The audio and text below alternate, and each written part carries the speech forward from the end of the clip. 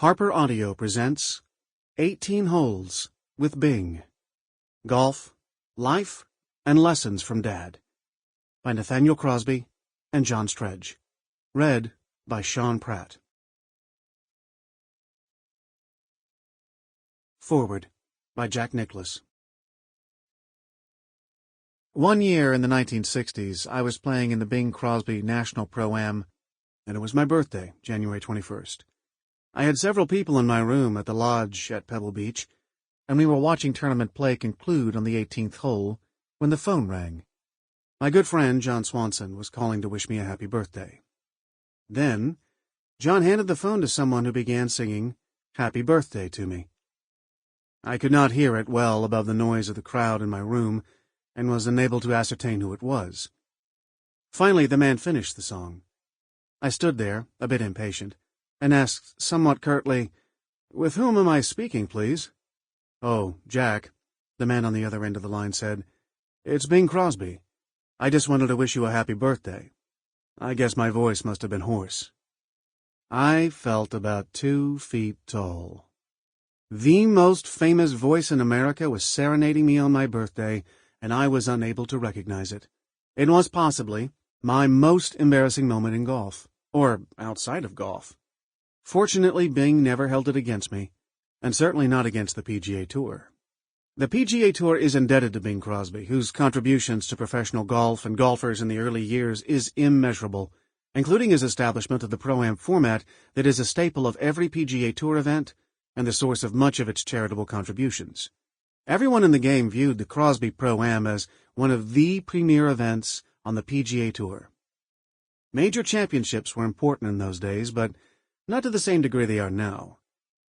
The Crosby Clambake was close to a major in many golfers' eyes, closer certainly than any other tournament on the PGA Tour.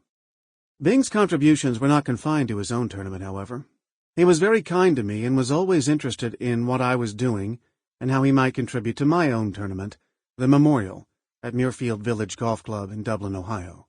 He came to the tournament, played in the Pro-Am, and was a great member of our Captain's Club, a group of the game's statesmen who select the Memorial's annual honoree, provide guidance on player invitations and the conduct of our tournament, and frequently meet to discuss topical issues in today's game. I was always appreciative when Bob Jones would come out to watch me play at Augusta National and the Masters. Similarly, I appreciated it when Bing would come out to watch me play at Pebble Beach. I was fortunate to have won his tournament on 3 occasions. Bing, incidentally, was a very good player in his own right, having played in both the U.S. Amateur and British Amateur. His son, Nathaniel, was a fine player too. Nathaniel's U.S. Amateur title at the Olympic Club in 1981 would have been very special for Bing. One more story. In 1967, the first year that Spyglass Hill was added to the rotation at the Bing Crosby National Pro-Am, Bing proposed a wager. "Jack," he said, "I'm going to bet you $5 that you can't break par the first time you see Spyglass." I accepted the bet, and I shot a 2-under par 70 in a practice round there. I have a nice $5 bill at the Nicholas Museum, signed by Bing, and congratulating me on my 70 at Spyglass. Bing Crosby was absolutely a great ambassador for our game, and I remember him fondly as a great man and friend as well. Chapter 1. As famous gets. Bing Crosby, or Dad to me, was the most popular entertainer in the world in his day, a day that lasted the better part of 5 decades. In the last year of his life, he was still selling out shows in London and New York City.